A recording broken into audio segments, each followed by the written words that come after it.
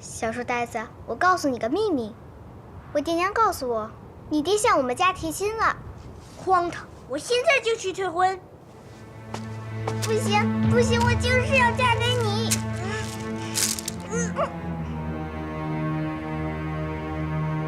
你这是拿着这个，究竟是谁送的你的？你给我！不给！给我！不给！你给我！不给！你还给我！不给！你还我！少爷，怎么了？还给我！叶华，你给我回来！表小姐，你发什么疯呀？谁是叶华呀？你怎么敢跟少爷这么说话？少爷这脾气，连老爷和夫人都得让着他呢，你怎么敢动他珠串呀？动什么也不能动那个呀，那可是少爷的命根子呢。这是谁送给他的？说。我也不知道，我就知道和什么青丘有关。青丘？表小姐知道吗？少爷这些年寻遍了古籍，都没找到那个地方。你要真知道，赶快去告诉他，他肯定高兴。我知道，我当然知道。真的？那你快去告诉他，少爷一定会感谢表小姐的。不，我不会告诉他，我这一辈子都不会告诉他什么是青丘。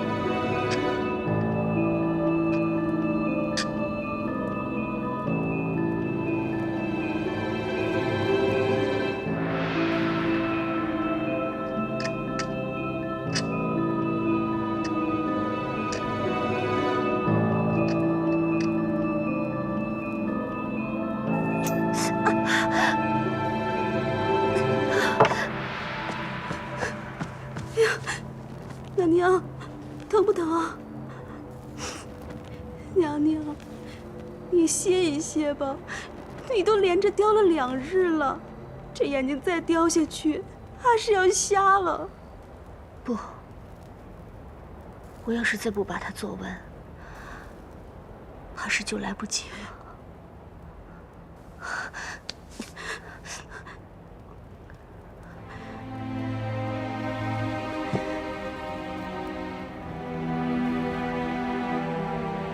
心奴，你看，这个墨人像那个凡人素素吗？娘娘，本宫在问你，像还是不像？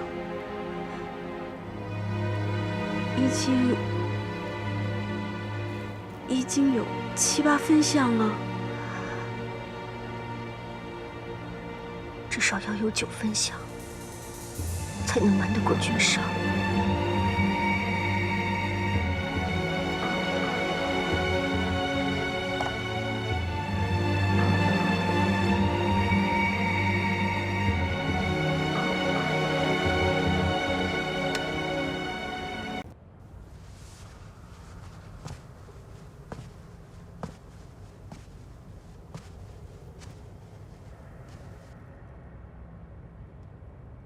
心奴，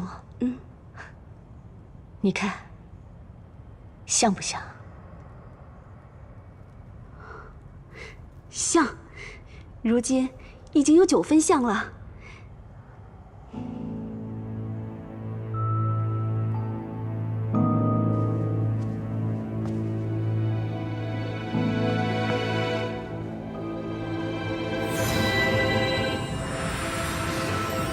娘娘。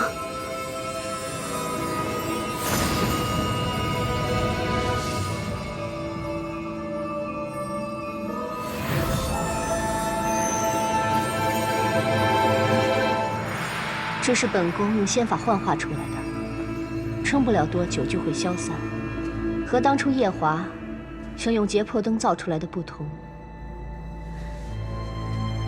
娘娘，您费了这么多日子造出这个来，又有何用啊？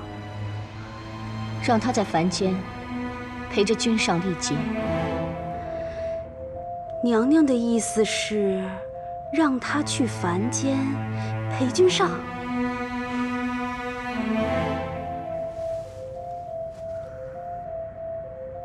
我不是和你说过，那个白浅和我一样，最大的弱点就是爱上了夜华。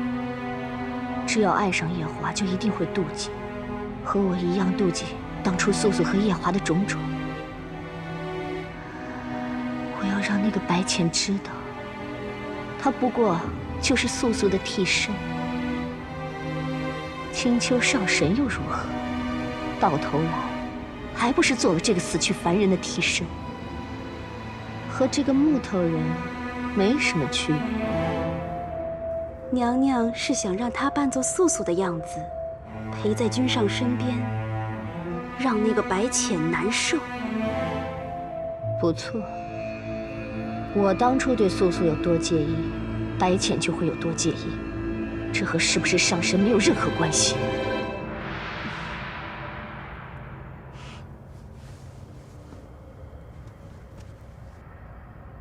你从今日起，日日守着这个女人。若是看到白浅上神去看望君上，立刻来告诉我。是。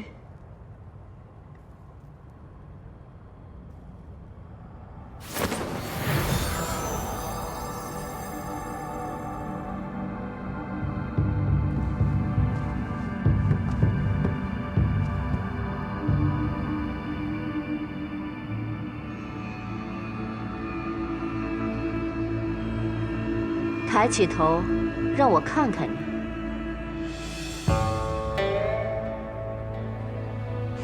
那个女人可不是像你如此温柔，她性子可刚烈得很。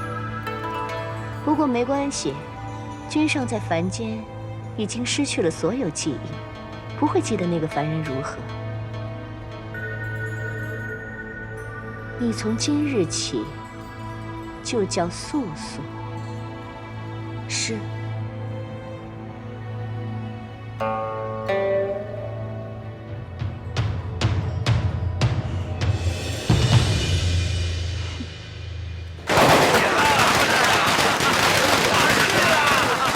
哎呦，真出来了，出来了！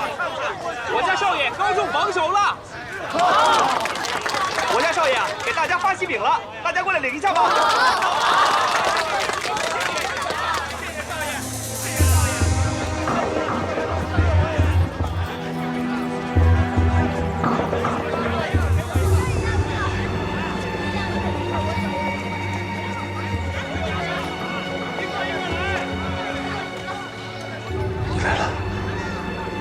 官人，是不是认错人了？不，你虽与他很像，却不是他。官人，可不可以请您发发善心，将我买下来？我现在需要一笔银钱，去安葬家父。既然小女和官人心中的那位女子极为相似，可不可以看在这缘分上，帮帮小女？少爷，我们回去吧，像这种人大街上多的是。官人，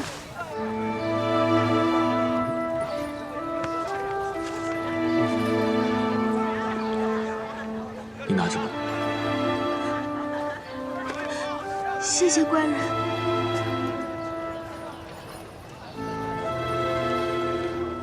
你家中还有其他人吗？没了，再无其他人。那你将你父亲安葬完，就来我府上吧。真的吗？当然是真的，我家少爷是状元郎，怎么会骗你？谢谢官人。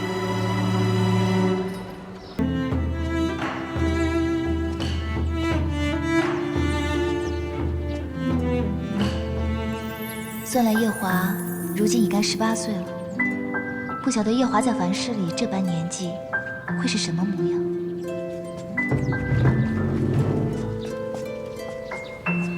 这位小哥，啊，柳家公子可在？你找我们家大少爷？对，我找赵哥，他在吗？不在，他早就搬走了。这里不是刘府吗？他能搬去哪儿？自然是出去独自立府了。他才18岁，就独自立府了。我们家大少爷可是100年难得一见的神童，12岁就入了太学。5年前，皇帝爷爷开恩科，少爷随便一考就中了个头名状元。从翰林院编修平步青云，如今已经做成了户部的尚书大人，真是天纵奇才啊！姑娘，你若是寻他，就要去尚书府了。夜华，你还真不愧是天族太子，就连在凡间也是寻常人比不上的。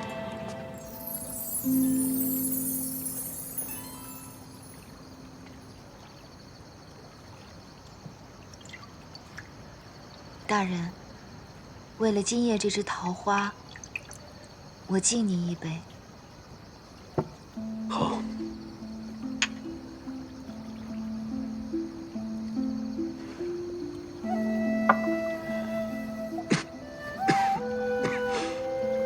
大人近日咳嗽得越发厉害了，郎中都说了，大人您不要过度忧思了，不然会伤了身体的。我不是忧思，我是相思。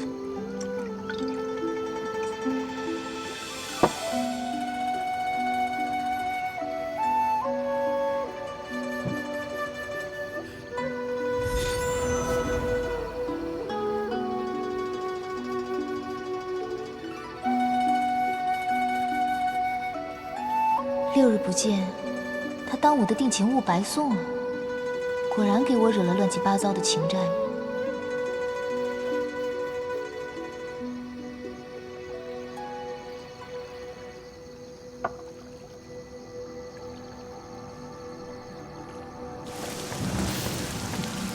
夜华，夜华，你丈夫不是不让你出竹林吗？夜华。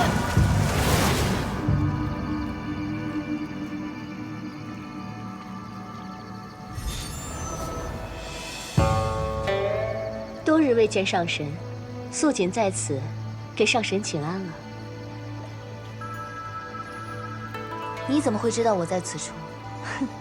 上神可是糊涂了，这隐身的术法本就是个障眼法，障得了凡人的眼，却障不了神仙的眼呀。方才我在云端看见此处金光闪闪，下了云头来寻，果真猜得不错。你又怎么会在此处？君上一人在凡间历劫，素锦担心君上寂寞，就特意做了个他心心念念的人偶陪在身边。今日下来，就是专门来看看这个人偶，他将君上照顾得好不好？我刚才没注意，竟没看出这女子是披了人皮的人偶。你有心了。上神可知，素锦是照着谁的模样做的这个人偶？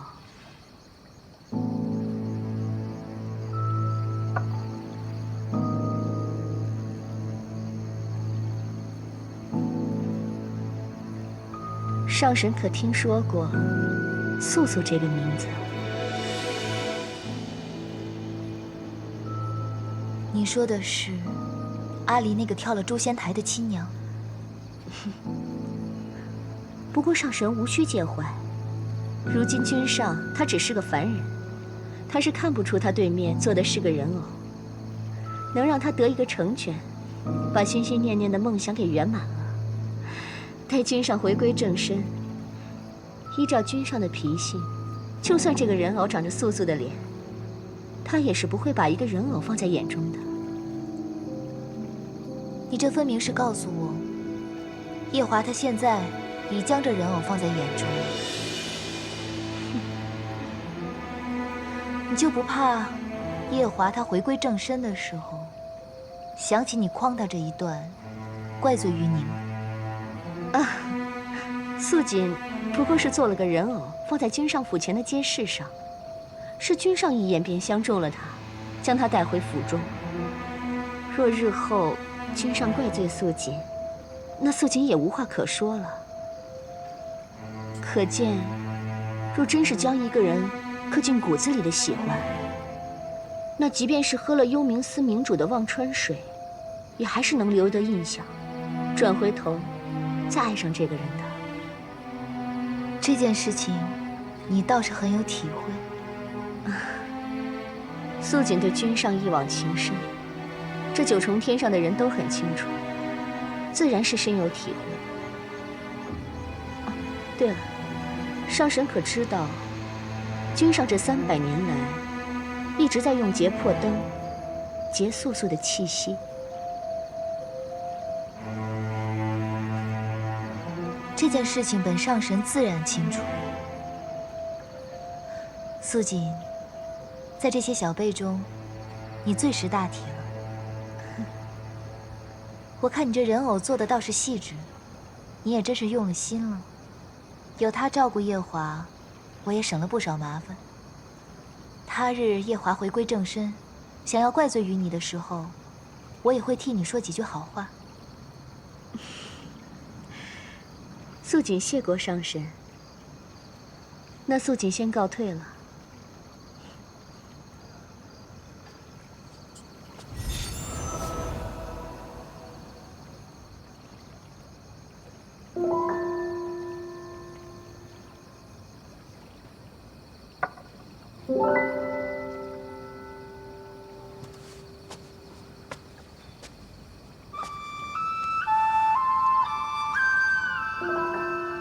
夜华，那日夜里我问你可否记得我，你全然没了印象。可即便是喝下忘川水，你却忘不掉阿离的凡人娘亲吗？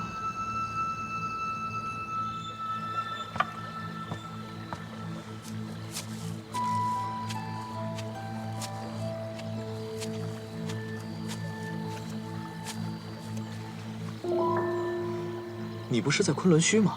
怎么忽然来桃林了？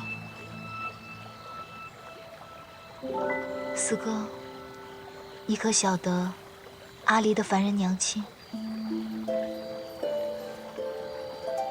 我倒是听折颜提起过，他仅在天宫与这个凡人有过一面之缘，后来听说早就去了，留下小天孙一个人。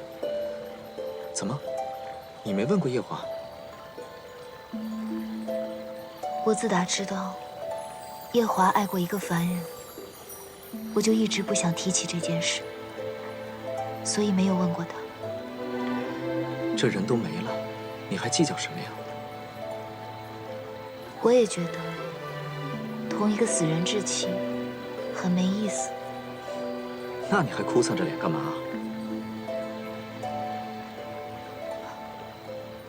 四哥，夜华最初同我说他喜欢我，他说我便听着，可从来没有想过，这四海八荒一众女神仙里，他为何偏偏瞧上我？瞧上就是瞧上了，情爱这个东西哪那么容易猜想啊？这东华帝君明知道他和凤九没有缘分，为何还要和凤九在凡间牵扯呢？四哥说的是，但是后来我也喜欢夜华了，我们两情相悦，我也没想着再问他这个问题。现在仔细想想，我在东海第一次见到他，他就把我认作了团子的亲娘。四哥，你说如果夜华喜欢我，只是因为我长得像团子的娘亲，那我跟一个替身有什么区别呢？夜华爱那个凡人爱了300年，这300年来，他一直都情深似海，从来没有变过。怎的一见到我，就移情别恋了？我与夜华也仅有过数面之缘，若论了解，你理应了解得更深一些。他对你是不是情真意切的，还是别的什么？你自己难道就没有感觉吗？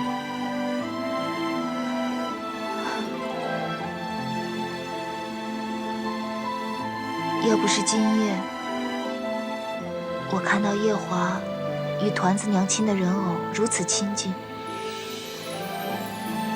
我是还可以骗自己，他对我是真心实意的。我爱夜华是因为我爱他这个人，但如果夜华爱我，只是因为我长得像团子的娘亲，他对那凡人的相思不得，转而求其次才找的我，他这种抬爱，我实在受不起。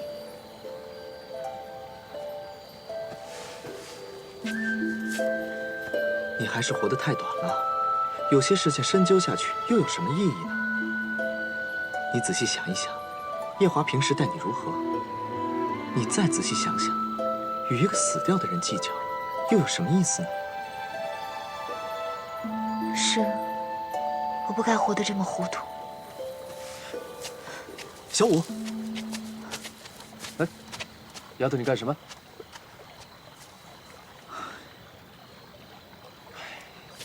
怎么一阵风一阵雨的？前一阵子不是顺风顺雨，又要嫁人，师傅又回来了，整天笑得合不拢嘴吗？这天祖果然是和我们青丘相克。怎么了？发生了什么事啊？唉，不知道，这小儿女之间纠缠的心思，搞不懂。不懂就对了，让他们自己去瞎折腾吧。先把药喝了，熬了3、4个时辰。又吃药？你该不会是为了报复我在昆仑虚下棋赢了你，故意往药里放了什么特别苦的东西吧？真真呐，真真，从懂事开始就总是喝药都是这样，老说我在里边放了特苦的东西。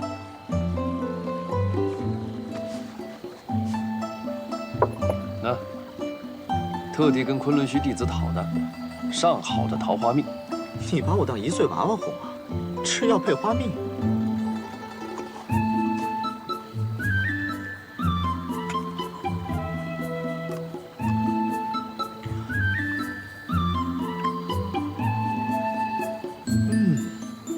好吃。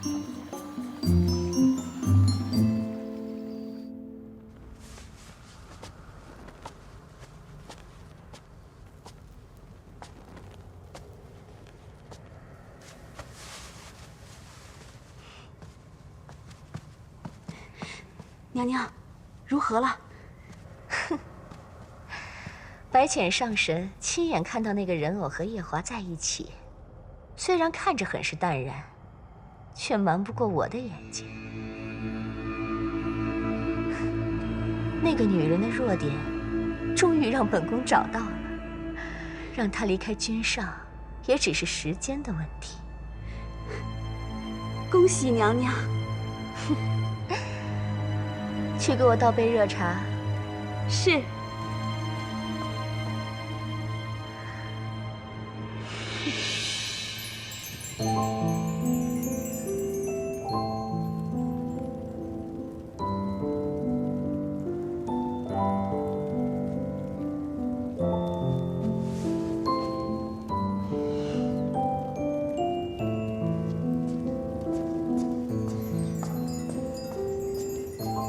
姑姑可要用膳？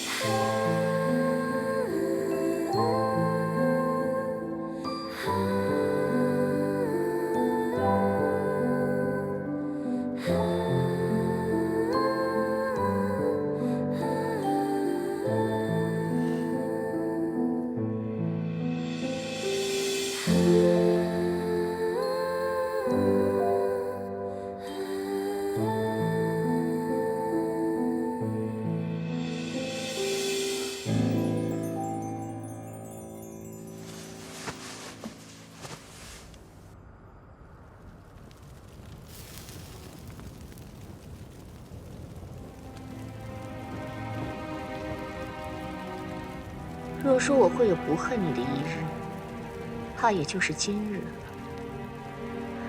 君上爱你入骨，想必你也不想看他娶旁人入这洗无宫吧？素素，娘娘，若是君上回来，小的娘娘做个人偶骗他，怪罪娘娘，这可如何是好？哼！我这一族7万年前是为了天族被灭，退1万步，君上还需要留下我来稳住各分支部族的首领。有天君在，有这么多分支部族的首领在，放心，本宫不会有事。是。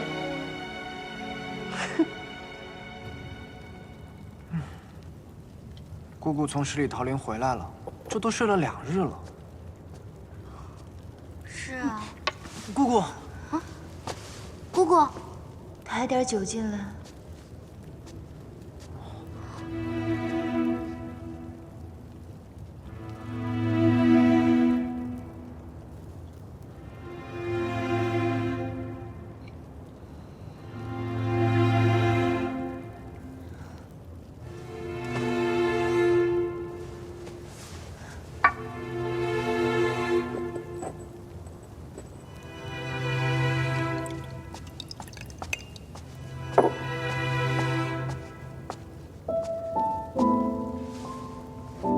姑姑，你就来了。哎呀，你知道吗？几日前，我问夜华认不认识我，他说他不认得。然后呢，过几日，他就将另外一个女人带回家了。姑姑，太子殿下喝了忘川水，记不得姑姑也是应当的。记不得？那你可知道，他带回去那个女人，长得与团子的亲娘一般无二。素素，你也知道素素？我当初在天宫的时候，你别说了，我不想听。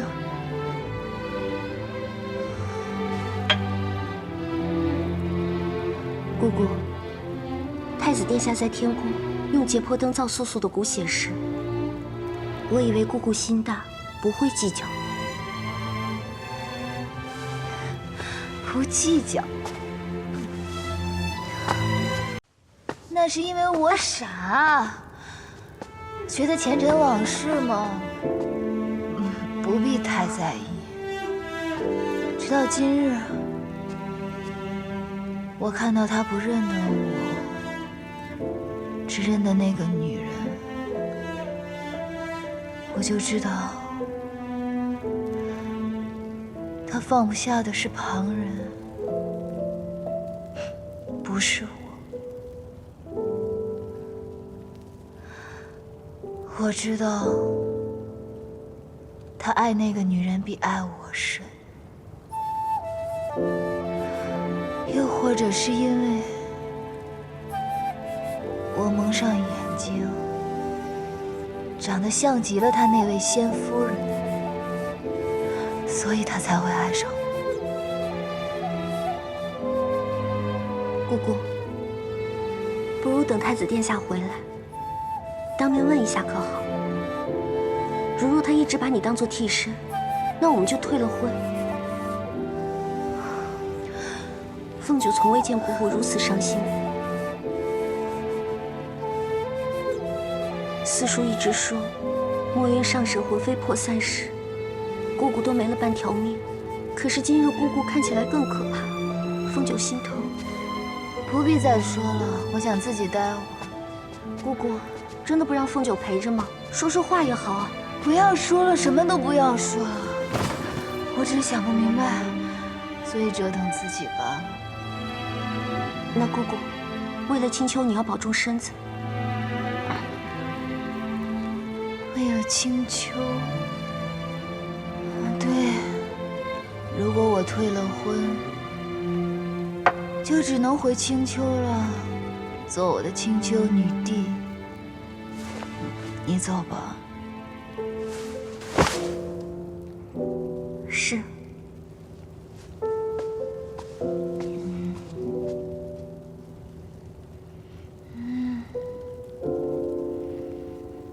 怎么那么刺眼啊？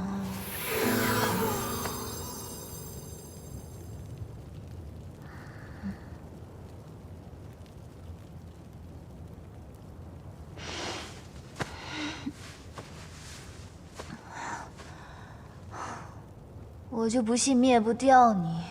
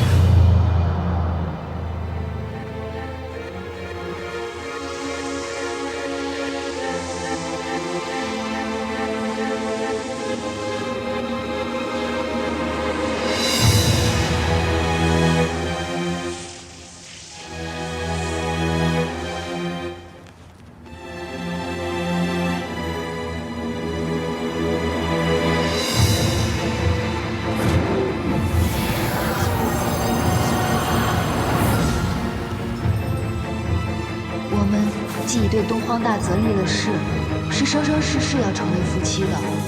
夜华，夜华，这九重天上就不是你这个女人该待的地方，你就从这诛仙台上跳下去，回你该回的地方。夜华，你相信我，我没有推他，我没有推他。我没有用力保护，我一定会和你成亲。从今以后，我会是你的少爷。夜华，不是我做的，为什么要我去还？你放过我吧，我也放过你，我们从此就两不相欠了。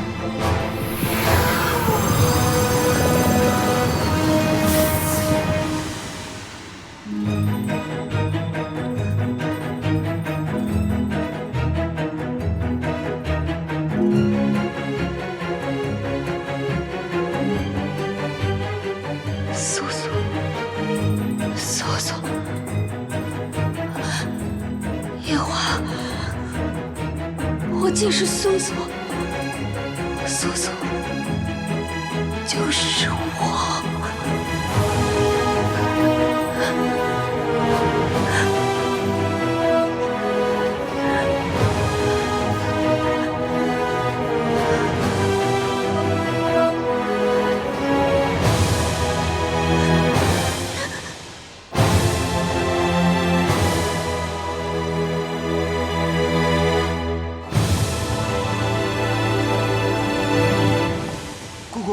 你还要搬酒？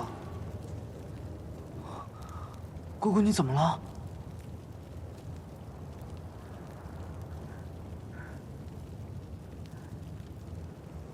你走吧。哦。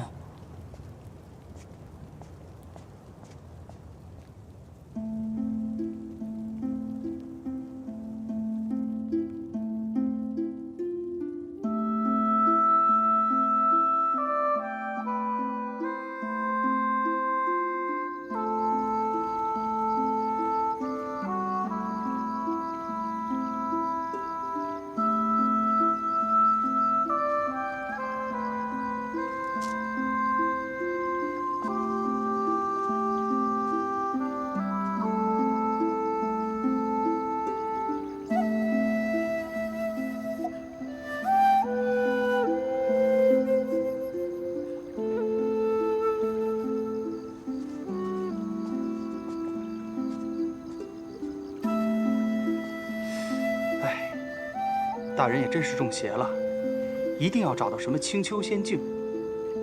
来说媒的都给推了，老夫人也气得病死了。你说这造的是什么孽？我听个行走江湖的道士说，青丘啊，是出狐狸精的地方。咱们大人不会被狐狸精迷了心智吧？不得在背后议论大人。姑娘，这些年数不清多少次，老夫人想把你强行送入大人的房间，可都被姑娘婉拒了。姑娘，你也真是不容易啊。大人是个痴情的人，他心里只有那个青丘的仙人，没有我。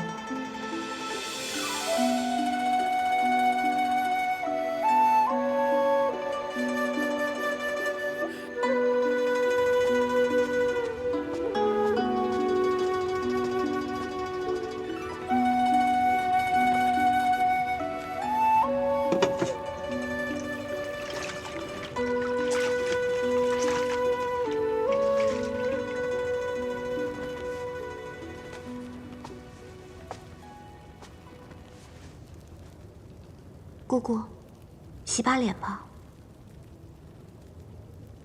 凤九，当初在九重天上，你是不是也经常化身成一只小狐狸，去一览芳华？没错。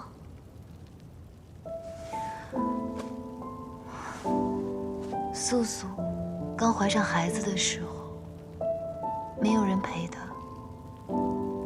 只有你去陪他。素素刚被天君抓上天宫的时候，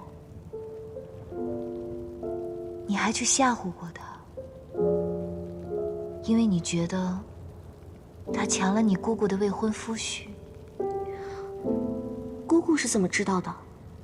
这件事情除了我和帝君还有司命外，绝对没有第四个人知道。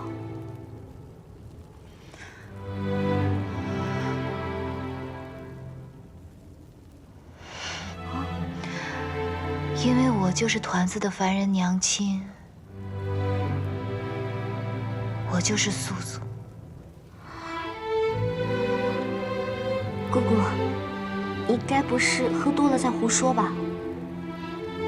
我知道你在怨恨太子殿下，忘不掉素素。但是姑姑你是青丘女婿，而素素是个凡人，怎么能跟姑姑你相比呢？素素是素素，姑姑是姑姑啊。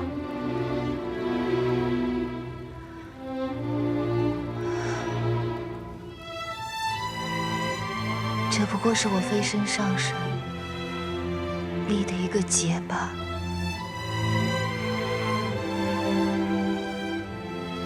我跟夜华，这是我的情结。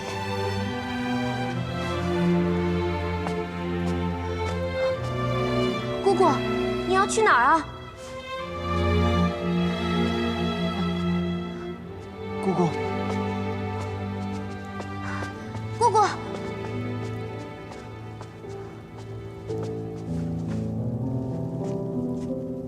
姑姑，你紧着身子些，这酒都喝了7、8日了，教中已无酒可搬了。若是再要讨酒喝，咪姑可真不敢给了呀。我的身子不打紧。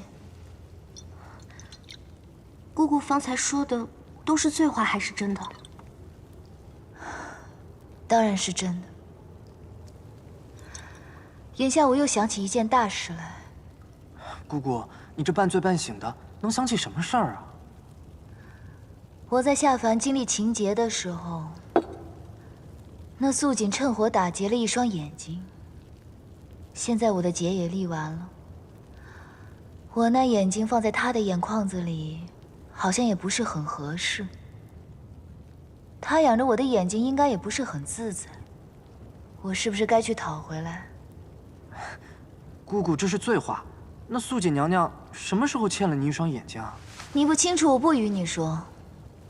小九，你说，我那眼睛该不该讨回来？如若姑姑真的是素素，那当年在天宫受尽了委屈，这眼睛确实应该讨回来。我去就回，你们两个不要跟过来。姑姑若真的是素素的话，那就太惨了。什么太惨了？你不知道，当年素素在天宫里可是受尽了委屈和冷漠，还有冤枉。总之就是一个惨字。若真这么惨，讨回眼睛是应该的呀。没错。啊，不行，这样实在太危险了，我不能让姑姑再次吃亏。她要去九重天打架，怎么能少了我？姑姑，姑姑。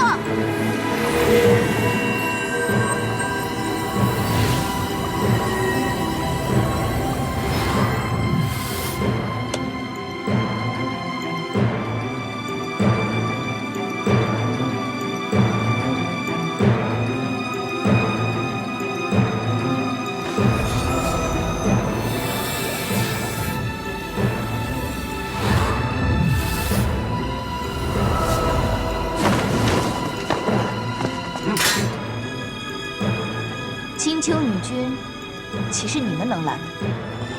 小将参见姑姑。免礼。啊，你们不认识我吗？都怪我平日在太成宫待着，都不知道出来让你们认认脸。快让开，我要进去。九重天岂是一般人能擅闯的？姑娘说太成宫三个字，想用东华帝君吓唬我们不成？快让开啊！我是青丘小帝姬白凤九。假如姑娘刚才就自爆，我们倒是还能信。可现在刚进去一个青丘女君，就跑来一个青丘帝姬，这世上哪有这么巧的事？真的是气死我了！我跟你们讲，如果未来天后有什么三长两短的话，太子殿下一定会治你们的罪的。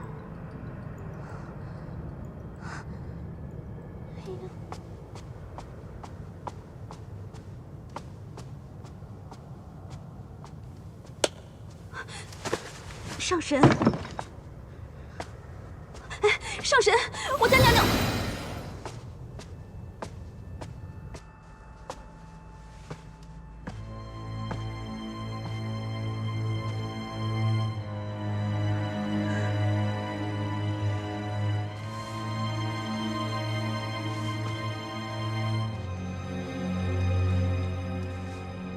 上神驾到，素锦不甚惶恐。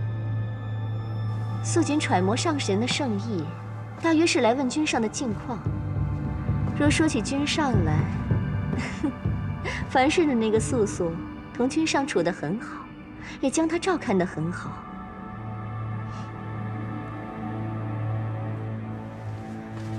如此这般，自然最好。夜华这厢有你照拂，我便也放心了。所以今日，我便来照拂照拂你。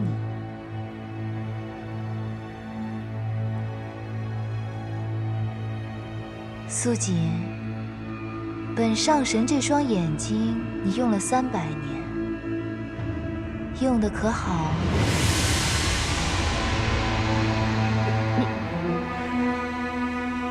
你方才说什么？怎么？这双眼睛你用着用着，就忘了它的来历了吗？300年前，本上神经历情劫，丢了双眼睛在这。今日想起来，便特意过来取。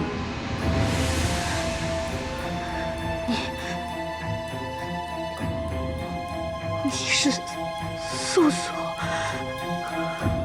你说是你自己亲自动手，还是本上神替你动手？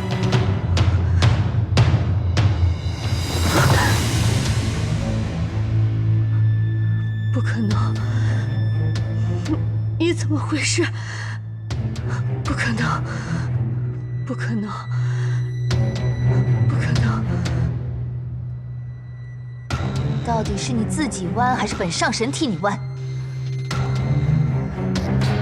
那个女人，她明明只是个凡人，不会是你的。她明明只是个凡人，不会是你的，不会。凡人怎样，神仙又怎样？只因我300年前化身为一个凡人，脓包了些，就准许你这个小神仙来夺我的眼睛，诓我跳诛仙台吗？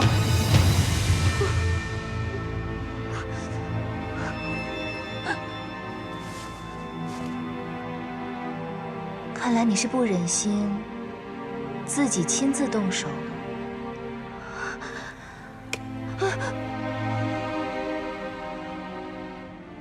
本上神近来人逢喜事，酒喝得多了些，手可能有点抖，弯的时候会有点痛，你多担待。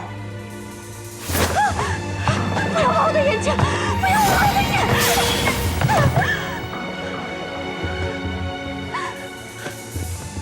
很好。300年前你就喜欢装柔弱，我时时见你，你都在装柔弱。你就不能让本上神开开眼，看看你不柔弱是什么样子？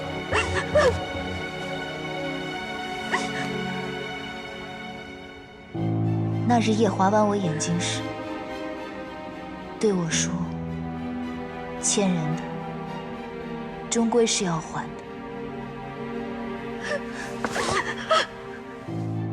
之前你的眼睛是怎么没的？我们2个心知肚明。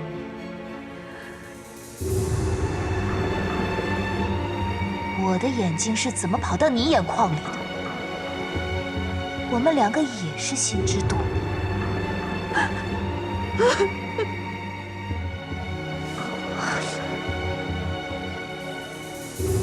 我就是想要问问你，我怎么就不能拿回我的东西了？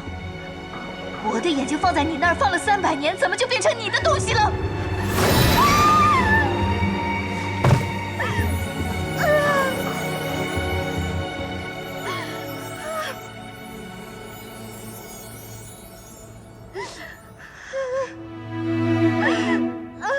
？300年前的事，天君悄悄就给办了。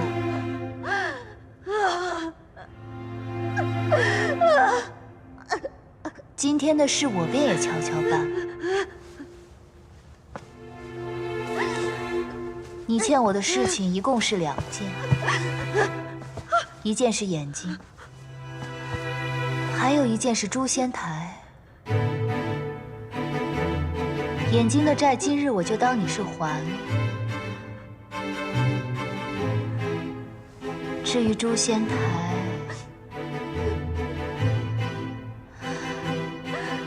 不如你正儿八经的从诛仙台上跳下去，又或者你去跟天君说，用你微弱的仙力去镇守囚禁擎苍的东皇钟，永生永世不得再上天宫。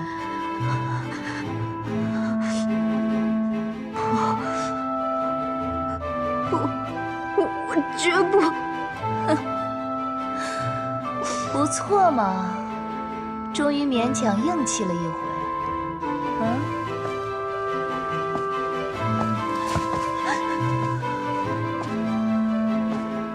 那你的意思是希望本上神亲自去跟天君说？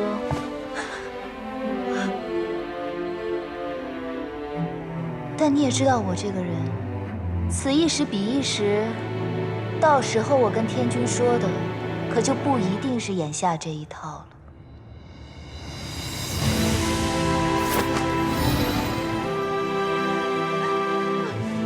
善有善报，恶有恶报。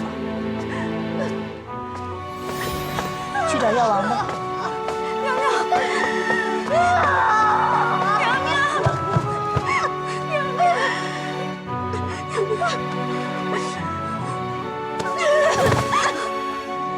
白浅，我一定不会放过你。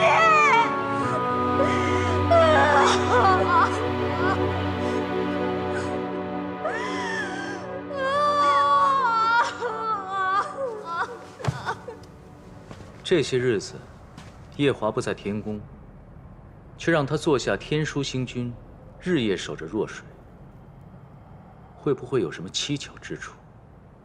估计是太子殿下快要大婚了，怕异族有异动。毕竟弱水河是天族和异族的接壤之地，总要多加守护才是。不会有这么简单。那帝君的意思是怀疑和东皇钟有关？如果真的和东皇钟有关，那可就是大事了。太子殿下不该独自隐瞒。夜华如果不想说，也一定有他的道理。你随本君去一趟若水。是。哎呀，真是气死我了！你们俩怎么就不知道我是谁呢？我和你们司密星君是好朋友，还有程昱元君。不信你们找他们俩来问一问，不就知道了吗？我是青丘白凤九，青丘小地姬。那好像是小地姬。九重天不能擅闯。姑娘就不要在此纠缠了。你去看看。好。是。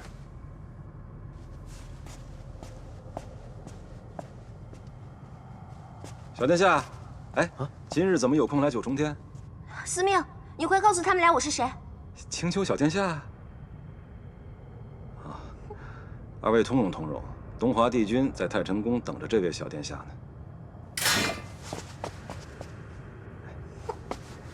哎！别再胡闹了啊！天规森严，你若是再惹祸，帝君也帮不了你。我没有胡闹，我姑姑来找素锦娘娘了，我不能让她吃亏啊。什么？我和你说，我姑姑就是当年太子殿下放在心尖上的凡人娘子素素。上神就是素素。嗯，你可别骗我。我没有骗你，真的是我姑姑她自己打碎了劫魄灯，想起了前尘往事。她说当初做素素的时候，是她飞升上神的情急。哦，我明白了。我明白了。对啊，如今姑姑想起来了，就来找素锦娘娘要眼睛了。你还记得那个时候素锦娘娘掉下诛仙台？说是素素把她推下去的。对。姑姑想起来之后，知道她是在冤枉她，所以她就来找素锦娘娘要眼睛了。那岂不是要大闹一场？所以啊，我现在不能跟你多说了，我怕我姑姑吃亏，我得去洗蜈蚣。小殿下，小殿下，快，星罗，马上到了，娘娘，快！哎，素锦丫头，你的眼睛怎么了？叔伯，叔伯，你们要替我做主，快带我去大殿，快！素锦，你给我站住！我姑姑呢？你姑姑她抢了我一双眼睛，我正要去找天君要说法呢。你这个女人实在是太恶毒了！当初你陷害我姑姑，推你下诛仙台，害得太子殿下把她的眼睛都给挖了。我姑姑伤心欲绝，从诛仙台上跳了下去。这双眼睛本来就是我姑姑的，自然是要还给她的。你需要在这血口喷人？我怎么会知道当初的素素就是你的姑姑？就算我知道她是你姑姑，可又如何？她假扮柔弱推我下诛仙台，伤了我的一双眼睛就要赔给我，哪怕她是上神也要赔给我。哼！你们青丘的女人是高贵，一个个生下来都是地基，可又如何？难道我天族的女人就该被欺负吗？你这个女人怎么这么恶毒啊！事到今日，你还在污蔑我们青丘。你姑姑推我下诛仙台在先，还我眼睛在后，我有什么错？难道她是上神就可以为所欲为了吗？你以为这是什么地方？这是九重天！我告诉你，白凤九，你别以为仅凭你们姑侄两个说的话就可以颠倒黑白。今天不管你说什么，你姑姑她都必须给我一个公道，将我的眼睛还回来。素锦丫头，听了半天，我怎么没听懂啊？这究竟发生了什么事？你怎么会和青丘的人有争执？叔伯，是青丘白浅，他挖走了我的眼睛。什么？他为什么要挖你的眼睛？他就是当年的素素。白浅上神是当年那个凡人。不错，你不要听他胡说，他满口胡言乱语。放肆！你也不看看这是什么地方？不要以为有青丘给你们撑腰，就可以在这里大呼小叫，真是没有规矩。叔伯，你们现在赶紧带我去大殿，不要一五一十的向天君禀明此事，哪怕最后要我们向青丘低头，我也要把这件事情给说清楚。我的眼睛不重要，重要的是我们天族的颜面。素锦丫头放心，是非曲直到天君面前一说就知道了，不用怕，我们陪你去。好，走，走。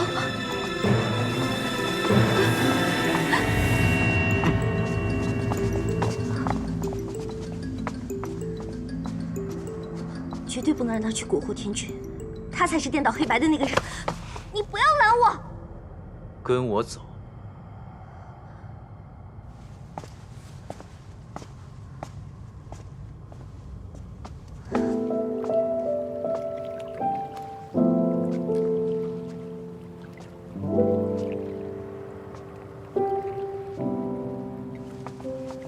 奴婢见过上神。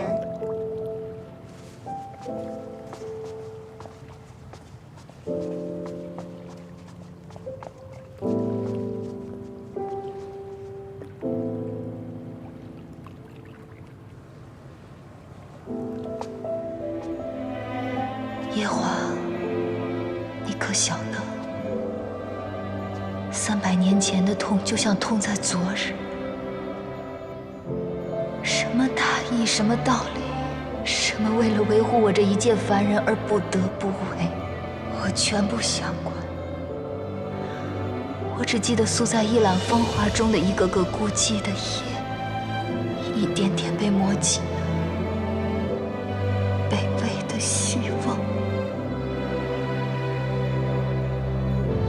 夜华，你让我如何与你成亲？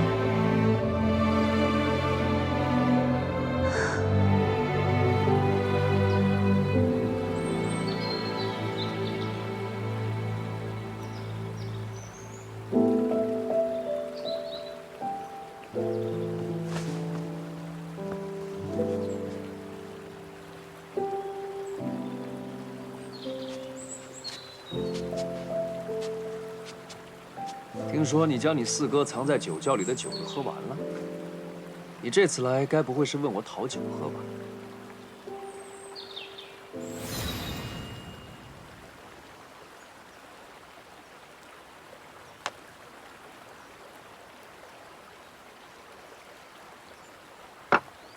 啊，这双眼睛于300年还能被你找回来，真是奇事啊！你喝了我给你的药，竟然还能记起那很伤情的前尘过往，更是奇事。这眼睛从仙体上摘下来，不得超过7749日，否则就用不了了，对吧？我当初以为这双眼睛丢了便是丢了，没想到竟然安在别人的脸上，而如今还被你找了回来。替我把眼睛安回去吧。这安是可以的，不过你且等我把上面的浊气先清除完之后，清完了才能帮你安上去。不急。小五，你还没告诉我究竟是何人拿了你这双眼睛？一段情节，不提也罢。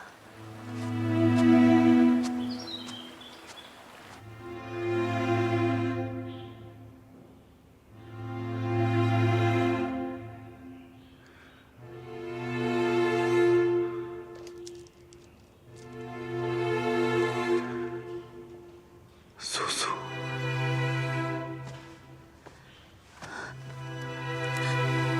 大人，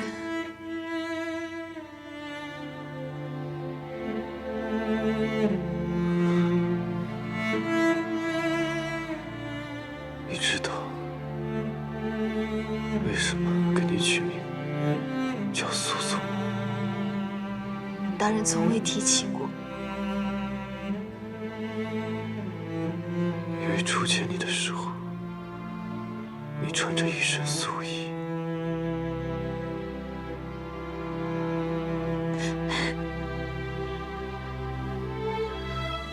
苏苏，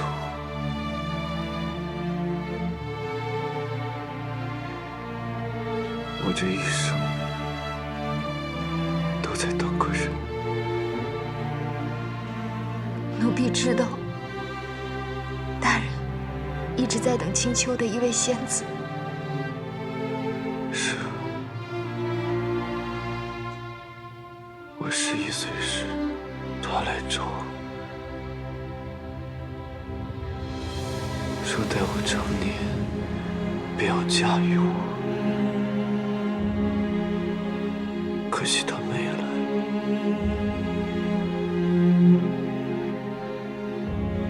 都说神仙活得久，像是我这短短的一生，不过是他10几日的光景。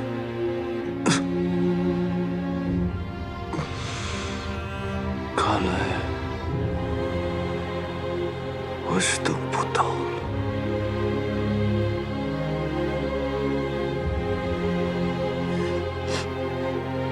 大人，因终身未娶，从未辜负过那位仙子。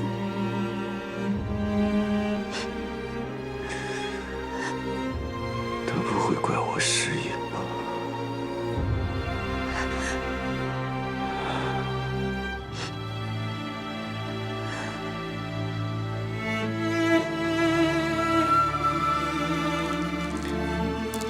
在我死后，将我的尸首烧成灰，和这朱唇葬在一起。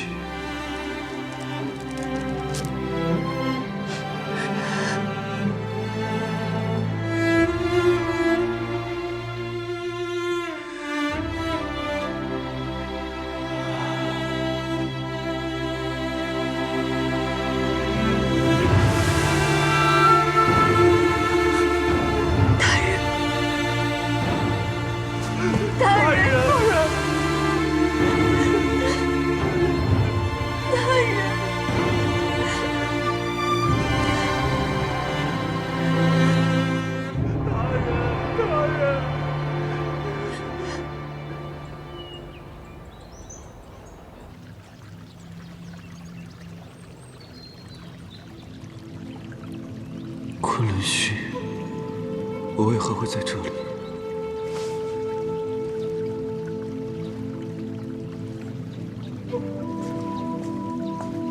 夜华，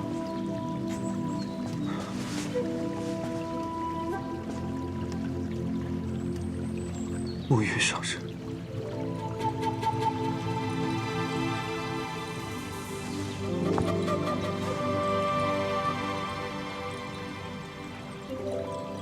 夜华，或许你该改口叫我一声大哥。大哥，你是父神的儿子，我的同胞弟弟。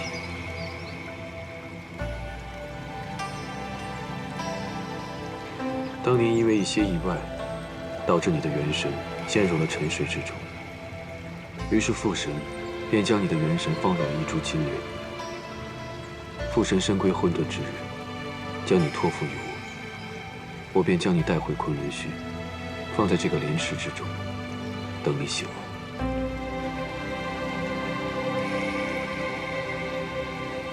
当年白浅在此学艺时，最喜欢照看的便是你这株金莲。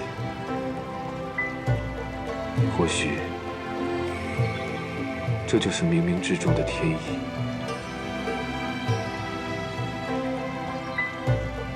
也是你们该好好珍惜的一段缘分。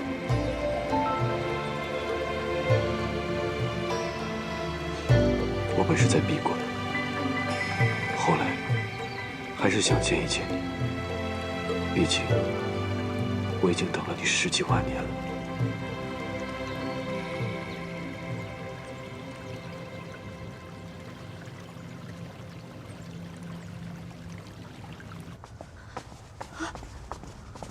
天君，天君，素锦，天君，天君，帝君，天君，你一定要给素锦做主啊！当年的事情，天君您最为清楚，你一定要给素锦做主啊，天君！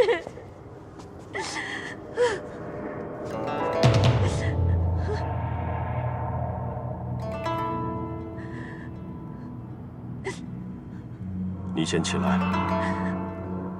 不，素锦不能起来。素锦若是起来，就等于承认了这桩罪名。白浅上神，他不仅挖走了我的眼睛，他还要我为他当年跳下诛仙台的事赔罪。要我自请出去献计，去守弱水之滨，求得擎苍的东皇钟，永生永世不再上天。虽然我们天族因为桑吉之事欠了他们青丘一笔债，可也不能任由那位上神如此随便，冤枉处置我们天族的人。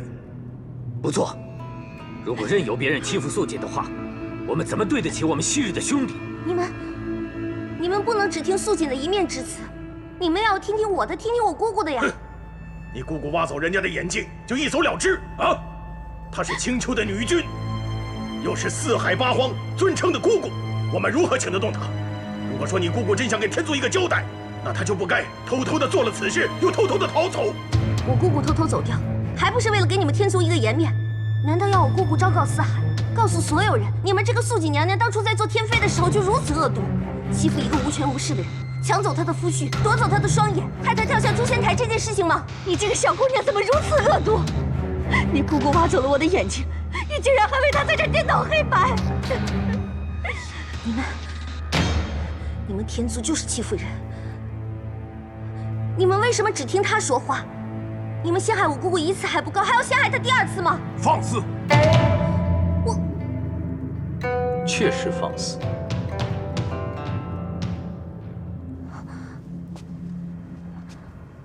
帝君，你不是来帮我的吗？现在为什么帮助素锦说话？这件事情扑朔迷离，每个人说的都不同。本帝君有句话，虽然可能会得罪天君，但还是觉得必须要说。帝君请说。这件事情关系到天族和青丘，素锦又曾经是天君的天妃，所以这件事情天君不该出面，否则难免留下口实，让青丘以为我们在审这桩案的时候是有私心的。帝君的意思是，天下人都知道，本帝君是曾经的天地共主，又和任何部族都没有亲近的关系，后宫空置，远离红尘，所以这桩公案应该由我来主持，才能堵住悠悠众口。可是帝君与青丘的白凤九之间，怎么？我刚才说的还不够清楚吗？帝君这是要让本君从这件事中抽身，要给青丘一个交代。如今这情景，本君确实不能再维护他了，且看他自己的造化吧。本君认为，帝君的这番话确实有些道理，那本君就在一旁听审，不再插言。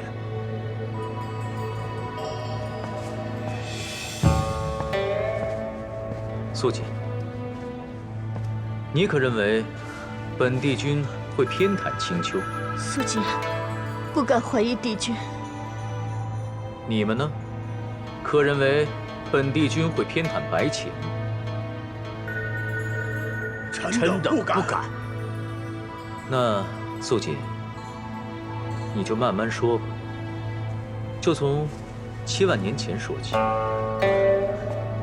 我久居太晨宫，并不知道你们的事，现在就给你们这个机会，将此事说清楚。